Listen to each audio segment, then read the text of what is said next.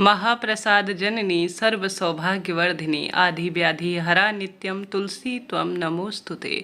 जय माता दी दोस्तों, तुलसी देवी की जय हो। जय श्रीमन नारायण, श्री शिवाय नमस्तुभ्यम। कहा जाता है कार्तिक महीने में अगर हम कुछ विशेष नहीं कर पाते हैं तो मात्र तुलसी की सेवा कर लेने से हम जीवन में सब सुख प्राप्त कर लेंगे। आपके प्रश्न आते हैं, दीदी कार्तिक माह में हम तुलसी पूजा कैसे करें? क्या तुलसी हम प्याज और हमारे घर पर लहसुन वगैरह बनता है तो क्या हमें तुलसी पूजा या कार्तिक माह के महत्व का फल मिलेगा या नहीं? तुलसी में कैसा दीपक जलाएं, गोल या लंबी बत्ती का? कैसे तुलसी पूजा करें? रविवार, एकादशी और तुलसी के कौन से उपाय हैं जो घर पर हम कर कार्तिक माह का संपूर्ण फल प्राप्त कर सकते हैं? इस वीडियो में पूरी जानकारी है आप सभी के लिए, जो कि आपके भाग्य की रेखाओं को प्रबल कर सकती है। भले ही आप कार्तिक स्नान नहीं कर पाते हैं, कोई भी दिक्कत नहीं। 2-4 दिन सूतक पातक की स्थिति रहती है, मासिक धर्म रहता है, तो भी कोई दिक्कत नहीं। जब से आप शुरू कर लेंगे यह कार्य, तभी से आपका जीवन सफल हो जाएगा। श्री नारायण और महादेव की असीम कृपा आपके जीवन में बरसना आरंभ हो जाएगी। तो कमेंट्स में लिख दीजिए जय माँ तुलसी, हर हर महादेव या ओम नमो भगवते वासुदेवाय। महामंत्रों का स्मरण कर लेने मात्र से जीवन में सब सुख मिल जाता है। कार्तिक का महीना शुरू हो गया है। अगर आप कार्तिक स्नान करते हैं तो अत्यधिक शुभ है। तब तो आप सभी तुलसी पूजा, शालिग्राम जी का पूजन इत्यादि करेंगे ही, परंतु किसी कारण से आप तुलसी जो है इस महीने पूजना चाहते हैं और अपने जीवन में कुंडली में नवग्रहों की दशा सुदृढ़ करना चाहते हैं, रोग दोष कष्ट संकट पीड़ा से मुक्ति चाहते हैं और चाहते हैं कि मेरे घर में खूब बरकत हो, तो आप सभी को वैवाहिक इच्छा पूर्ण करने के लिए, पुत्र प्राप्ति की इच्छा के लिए, प्रतियोगी परीक्षा और हर कार्य में सफलता के लिए इस महीने अपने सुबह शाम घर में यह नियम बांध देना है। सबसे पहले कार्तिक माह में आप जानते होंगे बहुत विशेष माना जाता है ब्रह्म मुहूर्त में स्नान करना। 5 बजे तक स्नान कर लिया जाता है। पवित्र नदी इत्यादि में, नदी में स्नान का इसलिए महत्व है क्योंकि इस समय श्रीमन नारायण जो है वह नदी में वास करते हैं, पानी में उनका स्थान होता है, ऐसा वर्णन है। परंतु ऐसी स्थिति नहीं हो पाती है। गृहस्थ जीवन में हमारे सब पर जिम्मेदारी है घर पर ही गंगा जल मिश्रित जल से स्नान करें, परंतु आप कार्तिक स्नान नहीं कर पा रहे हैं तो ही कोई दिक्कत नहीं। आप जब भी आप समय मिले, जब आप थोड़ा सा लेट उठते हैं, न करने से बेहतर है कुछ ना कुछ किया जाए, किसी न किसी स्वरूप में फल तो मिलता ही है। साथ ही शास्त्रों में यथाशक्ति तथा भक्ति भी कहा गया है। जैसे ही आपकी श्रद्धा है उस अनुसार ही भगवान का पूजन करें, परंतु करें जरूर। अब आप थोड़ा सा लेट भी उठ जाते हैं तो भी कोई दिक्कत नहीं। देखिए, भगवान हमारी भक्ति और भाव के भूखे हैं। कोई व्यक्ति अगर वर्किंग है, लेट 12-1 बज जाती है ऑफिस से घर आने में, या परिस्थिति ऐसी है, तो जो है जैसा है प्रभु देख रहे हैं। हम जिस स्वरूप में उन्हें रखते हैं वह उसी स्वरूप में रीझ जाते हैं। तो इस चीज़ में आप मन में संशय न करें कि मैं नहीं कर पाती हूँ ब्रह्म मुहूर्त तो मेरी पूजा नहीं लगेगी। ऐसा कुछ नहीं है जी। भगवान को जिस स्वरूप में रखेंगे, जैसी आपकी दिनचर्या है उसी स्वरूप में वह मानेंगे। हाँ, थोड़ा सा कोशिश करें आप जल्दी उठें और जल्दी पूजा करें इस महीने, क्योंकि ब्रह्म मुहूर्त में ही पूजा का विधान है। हमेशा जो सामान्य रूम टेम्परेचर का पानी है उसी से आपको इस महीने स्नान करना है। अभी इस महीने गर्म पानी से नहाने का कोई प्रावधान शास्त्रों में नहीं कहा है। इन चीज़ों का कोई ऐसा महत्व नहीं है, इनका शास्त्र विधान और आयुर्वेद में अपना एक महत्व है। तो इन चीज़ों को आप नोट करते हुए चलिएगा। महिला, पुरुष, बच्चे, बड़े सभी इस नियम को लें कि जल्दी उठें और सबसे पहले सूर्य भगवान को जल दीजिएगा। अगर सूर्य भगवान दिख गए हैं तो, नहीं दिखे तो जब सूर्य भगवान दिख जाए तभी उनको जल दे तो ज़्यादा शुभ रहता है, क्योंकि सूर्य की किरणें अपने आप में अद्भुत होती हैं। तो आप सभी को सबसे पहले अपने घर की अच्छी तरह से थोड़ा सा झाड़ू वगैरह कर लीजिए, घर के दरवाजे पर छिड़काव कर लीजिए जल का। उसके बाद अपने घर पर विराजमान जो तुलसी है उसमें आप सभी को लाल रंग का या पीले रंग का कपड़ा उड़ा देना है, ठीक है। प्रथम दिन से इस नियम को मान लीजिए। प्रथम दिन नहीं कर पाते कोई दिक्कत नहीं, 2-4 दिन बाद भी यह कार्य करें।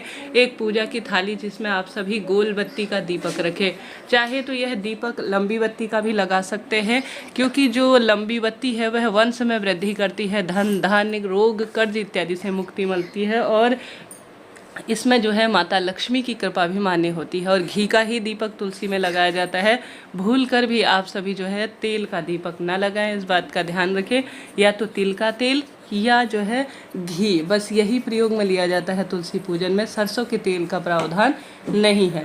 आप सभी इस चीज़ को नोट करते हुए चलिएगा। अब आप सभी, जैसे रविवार हो गया, उस दिन कभी भी तुलसी में जल नहीं चढ़ाए। शाम 5 बजे बाद तुलसी में जल नहीं चढ़ाया जाता, इस बात का ध्यान रखें।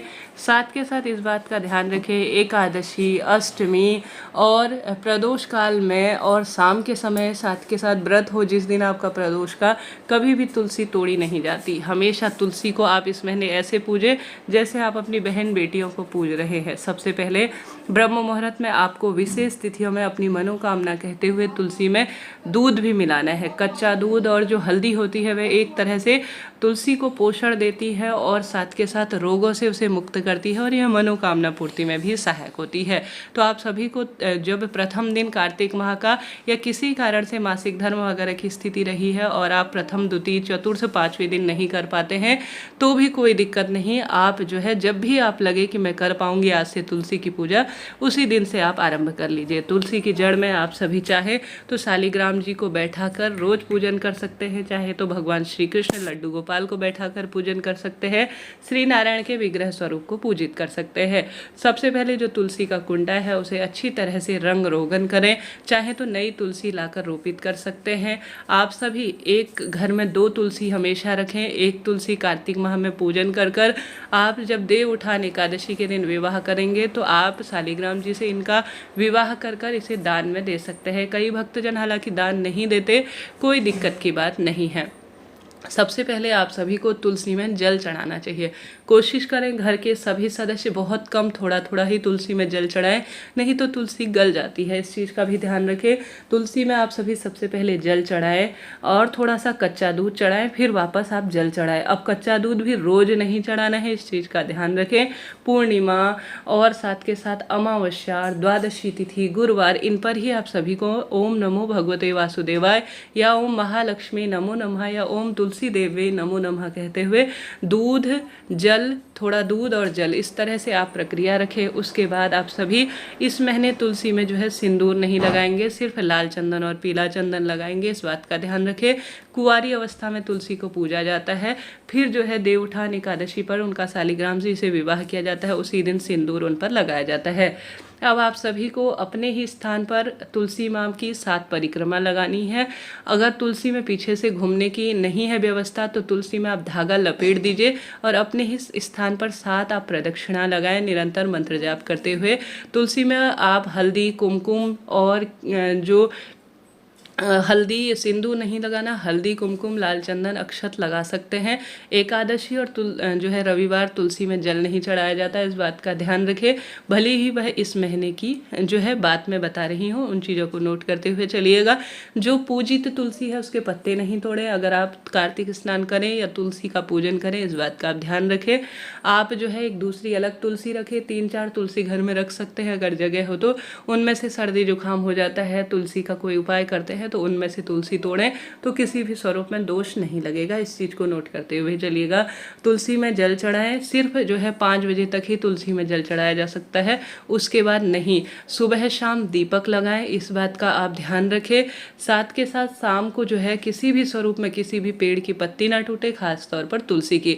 तुलसी के पास कोई वस्त्र ना सुखाए। तुलसी में कभी भी गंदे जो छींटे हों वस्त्रों के वह नहीं पड़ने चाहिए। तुलसी को इस महीने आपको अच्छी तरह से उड़ा कर रखना है और इस बात का ध्यान रखना है कि तुलसी के समक्ष अगर ओम नमो भगवते वासुदेवाय महामंत्र का जाप करते हैं, कार्तिक महत्व सुनते हैं तो लाख गुना फल मिलता है।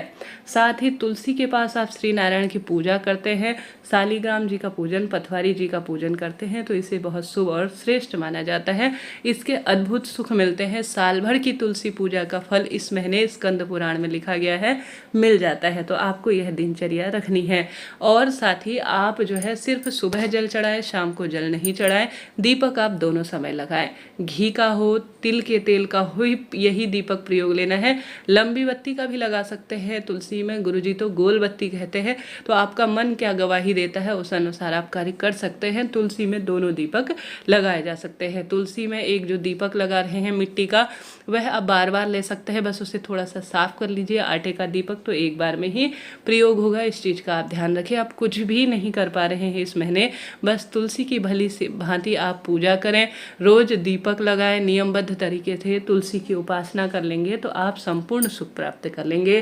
साथ ही इस महीने कार्तिक महीने में जो तुलसी की लकड़ी होती है उसे तोड़कर आप उसमें रुई लपेट कर अगर श्री नारायण के मंदिर में या अपने घर के मंदिर में जो है तुलसी की लकड़ी को श्री नारायण के समक्ष दीपक के रूप में प्रयोग ले लेते हैं तो आपके जीवन की सभी विपत्ति कट जाती है और आपको परम सुख मिलने की अनुभूति होने लग जाती है। तो इस महीने आप यह कार्य कर सकते हैं, तुलसी की लकड़ी को घिसकर हरी चंदन बनाकर उसे किसी पत्थर पर घिस लीजिए, उसका चंदन बना लीजिए, श्री नारायण को इस महीने लगा देते हैं तो कहते हैं श्री नारायण आपको जीवन में एक बार गले लगाते हैं। इसे हरी चंदन कहा जाता है। मैंने बनाकर आपको वीडियो के माध्यम से दिखाया है, कमेंट्स में पिन कर दूंगी, आप देखिएगा। तुलसी की माला इस महीने कंठ में जरूर से पहनिएगा। साथ के साथ आप सभी को आवश्यक रूप से ज़्यादा तुलसी की मिट्टी का तिलक अपने मस्तक पर लगाना है। तुलसी में आप रोज एक ऐसी कटोरी रख लीजिए जिसमें आप कोई भी ड्राई फ्रूट या तुलसी माता को भोग लगाएं, कोई भी वस्तु, बस थोड़ी देर रखें जितनी देर दीपक ठंडा हो जाए। बाद में अगर घर का कोई बच्चा है या किसी को आप इसे प्रसाद स्वरूप देना चाहती हैं तो उन्हें ग्रहण करवा दीजिएगा। बस यही तुलसी पूजा की इस महीने सरल सी प्रक्रिया होती है जो आप सभी को जरूर से करनी है। यह महीना एक तरह से चमत्कारी महीना कहा जाता है। इस महीने तुलसी महत्व सुनना, तुलसी माँ के समक्ष तुलसी स्तुति, तुलसी से संबंधित स्रोत का पाठ करना बहुत शुभ और श्रेष्ठ माना जाता है। साथ के साथ इस महीने तुलसी की लकड़ी का हवन भी बहुत सुख देने वाला होता है। तो आप सभी को इन कार्यों को करना है। और जैसा मैंने विदित कराया, तुलसी में कभी भी एकादशी हो, रविवार को आपको जल नहीं चढ़ाना है।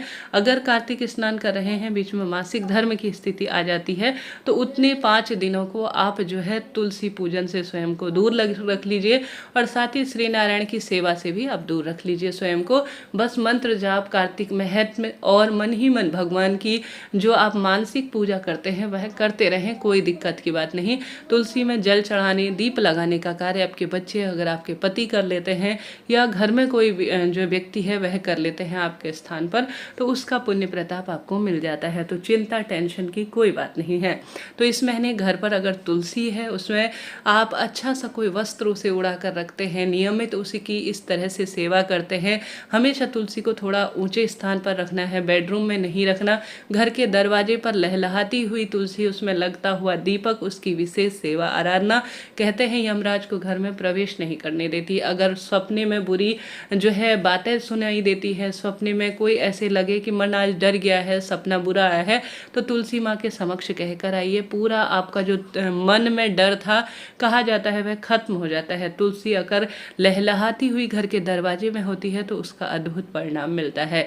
तो इस महीने तुलसी में आप इस तरह से पूजा करें, भाग्य की रेखाएं आपके प्रबल हो जाएंगी। इस जो आप घर पर श्री नारायण की पूजा नहीं कर सकते, देव स्थान पर दीप दान नहीं कर सकते, श्री नारायण के मंदिर में दीप दान नहीं कर सकते, कोई दिक्कत नहीं। बस तुलसी की इस तरह से सेवा चाकरी कर लीजिए, वहाँ बैठें, चिंतन करें, मनन करें, तुलसी में रहे हुए अपशिष्ट वस्तु को हटा दीजिए, फिर देखिए कैसा भाग्य आपका बदलता है। साथ ही तुलसी में अगर दुर्वा उत्पन्न हो जाए ना इस महीने तो उसे बहुत शुभ माना जाता है, क्योंकि देवी लक्ष्मी के दत्तक पुत्र माने जाते हैं गणेश जी, और गणेश जी का ही स्वरूप होता है दुर्वा, तो बहुत शुभ है, उसे उखाड़े नहीं, इस बात का ध्यान रखें।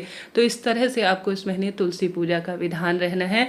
हमेशा जो है इस महीने आपको, अगर आप कार्तिक स्नान कर रहे हैं तो आपको जो है जितना संभव हो बाजार से मिलने वाली जो वस्तु होती है, साबुन, शैम्पू जिनमें केमिकल होता है, आजकल के जो जीव जंतुओं को क्षति पहुंचाकर बनाई जाती है, उनसे परहेज आपको करना है। इस महीने आप जो है जितना संभव हो आंवले के चूर्ण से और घर के बने हुए उपटन से आयुर्वेदिक चीज़ों का ही प्रयोग करें। साबुन शैम्पू का इस्तेमाल जितना संभव हो उतना कम करने का इस्तेमाल करें। इस महीने का चमत्कारी प्रभाव कहा गया है। शाम को आपने प्रथम दिन जैसा नियम लिया है, कई भक्तजन शाम को सात्विक भोजन कर कर अपने व्रत को खोल लेते हैं, आप उस अनुसार ले सकते हैं। कई भक्तजन 1 महीने का फलाहार लेते हैं, वह भी आप कर सकते हैं, परंतु घर में प्याज, लहसुन, तामसिक चीज़ हमेशा इस महीने जितना संभव हो आप परहेज करें। बच्चे नहीं मानते हैं, पति नहीं मानते, उनसे कहिए मेरा इस तरह से मैंने संकल्प लिया है, अगर वह बाहर खा सकते हैं तो बहुत ही शुभ है, घर पर इन चीज़ों का वर्जित होता है, तो यह तो प्रभु की असीम कृपा है। परंतु नहीं हो पाता है, कलह कलेश की स्थिति हो जाती है, तो कोई दिक्कत नहीं, आप नहीं खाइए, औरों को खाने दीजिए। कलह कलेश करने से कोई मतलब नहीं, जब प्रभु उन्हें चाहेंगे तभी बुद्धि देंगे। आप इसका दोष उत्पन्न आपके ऊपर कोई नहीं होगा, इसका प्रभाव। आप जैसे हैं, जिस स्वरूप में अपने लिए नियम निर्धारित कर रखे हैं, उसी स्वरूप में अपनी पूजा आराधना को संपन्न करें। चिंता टेंशन बिल्कुल ना करें कि हमें तुलसी पूजा, दीपदान, कार्तिक स्नान का फल मिलेगा या नहीं। आपको संपूर्ण फल मिलेगा, बिल्कुल भी घबराए नहीं, बिल्कुल भी चिंता ना करें। इस तरह से कार्तिक महीने की यह करीब करीब नियम है, आपको इन चीज़ों का पालन करना है। इससे पहले भी मैंने कार्तिक महीने दीपदान का एक वीडियो प्रसारित किया है, कृपया आप सभी उस वीडियो को देखें और अपने भाग्य की रेखाओं को प्रबल करें। कार्तिक का महीना कोई साधारण महीना नहीं है, यह महीना भाग्य बदल देता है, साल भर की श्री नारायण की पूजा का फल देता है, तुलसी पूजा का फल देता है। तो ज़्यादा से ज़्यादा इस महीने का लाभ उठाएं। हर हर महादेव।